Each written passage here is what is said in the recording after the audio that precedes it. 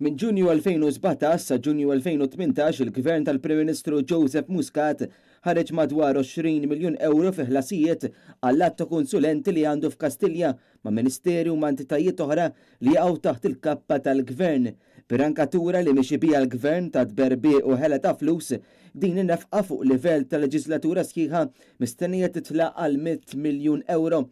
Min investigazzjonijiet li għamlet il-Gazzetta l-Moment dwar dan, ir-riżulta li fuq medda ta' leġislatura li għaddiet u l-ewwel sena ta' din il-leġislatura, jiġifieri f'5 snin biss bejn Marzu tal-2013 u Ġunju tal-2018, ir-riżulta li xi membri fil-kabinett ta' Muscat se waslu biex nefqu kważi 500,000 euro, 9 miljun euro f'safar waħedhom.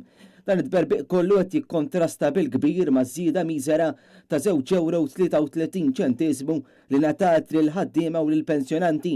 Ir-raġunar ta' bosta huwa kif jista' jkun li ftit jimpalaw il-miljuni u l-ħafna l-aktar dawk vulnerabbli f'sitwazzjonijiet diffiċli qed jingħataw il-loqom.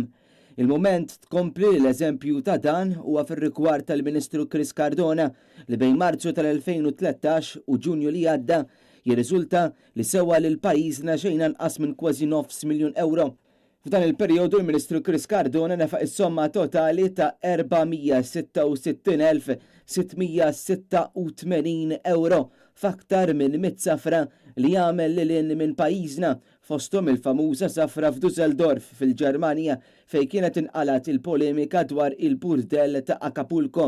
Safra partikolari waħda biss li għamel il-Ministru Cardona u li ġiet tiswa ħafna kienet dik li għamel f'Diċembru tas-sena 2013, jiġifieri fil-leġislatura l-oħra, meta l-Ministru għall-Ekonomija kien ħareġ eluf kbar ta' euro biex delegazzjoni mexxija minnu kienet marret Bali l-Indonezja l-konferenza ministerjali tal-Organizzazzjoni Dinjija tal-Kummerċ. Barra minn hekk fl-2015 kien hemm delegazzjoni li marret iċ-Ċina, delegazzjoni l-Oman u laqat f'Monaco f'Dubai. Fl-2017 kien hemm safriet oħrajn għal Dubai u Buenos Aires l-Arġentina. Intant il-kap tal-Oppożizzjoni u tal-Partit Nazzjonalista jidrendelija fid-diskors bit-tweġiba l-budget għalli kieku dawn il-miljuni marru fuq l-allima, l-infermieri, il-professjonisti li huma nieqsa mis-settur pubbliku fuq is-setturi oħrajn kieku inserħu rasna.